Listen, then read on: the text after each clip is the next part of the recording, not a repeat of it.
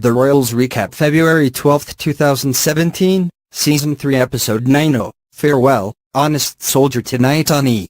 The Royals airs with an all-new Sunday February 12, 2017, Season 3 Episode 9 and we have here the Royals recap below. On tonight's The Royals Season 3 Episode 9 called, Oh, Farewell, Honest Soldier, as per the E! Synopsis. Eleanor Alexandra Park and Queen Helena Elizabeth Hurley consider romantic invitations as a Privy Council meet to determine who will reign as the one true King of England. At great risk and consequences, Jasper reveals to Liam information that presents a new mystery for the monarchy. Tonight is going to be another crazy episode that you won't want to miss, so be sure to tune in for our The Royals recap between 9 p.m. 10 p.m. ET. While you wait for the recap, make sure to check out all our The Royals news, recaps, spoilers, photos and more, right here. Cyrus had agreed to a Privy Council. But at the time, he had told Robert that they should rely on the Privy Council to choose the next king because neither of them wanted to cause a media frenzy or have their dirty laundry aired. So both men should have respected that agreement and not have gone back on it. However, Robert and Cyrus could both get dirty in their own ways. Cyrus had bribed a few men on the council with the finest/most expensive wine he could find, and he had done more to poor Lord Westcott. He had entrapped the man in a scandalous situation with a hooker and an adult diaper. However, Robert had also done a few things. He hadn't bribed anyone or led them into compromising scenario, yet he had gone out of his way to hurt and manipulate his younger brother.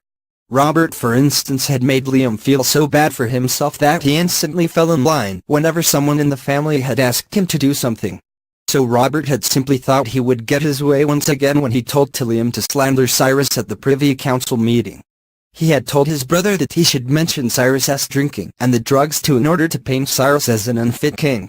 So, really, all Liam would be doing was telling the truth, because Cyrus was unfit.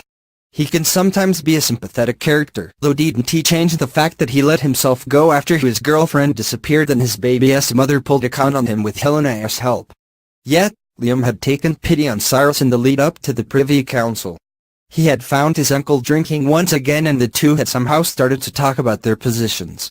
They had both been second sons that never had an expectation of one day having the crown, and so Cyrus had told Liam that Robert was finally having a taste of what it has been like for them. Cyrus was thinking about Robert finally dealing with some uncertainty in life, and he couldn't help questioning what Robert was like behind closed doors. Cyrus had said that when people have the opportunity to touch greatness, they would bring out either their best or their worst. Though Liam couldn't help thinking that it had brought out the worst in his brother. He had thought that his brother was domineering and that he wasn't right for the people. But Liam hadn't wanted to completely write off Robert to the Privy Council, and he eventually realized that he hadn't wanted to take away Cyrus's only joy. And so he hadn't exactly done what Robert had suggested.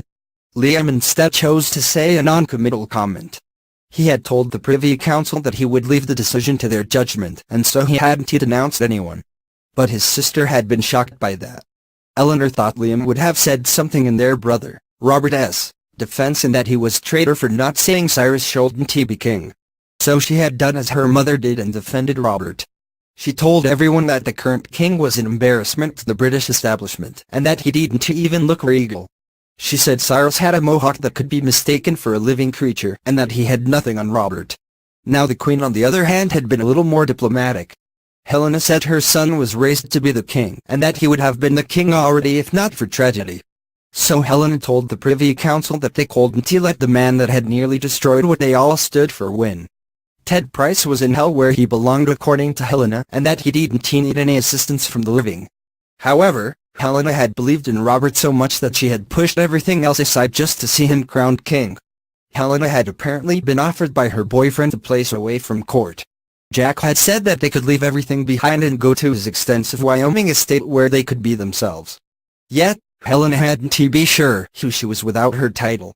She had thought that there had been a time for her when she could leave it all behind, though she had confessed to Eleanor that the time had passed and that the palace was where she belonged.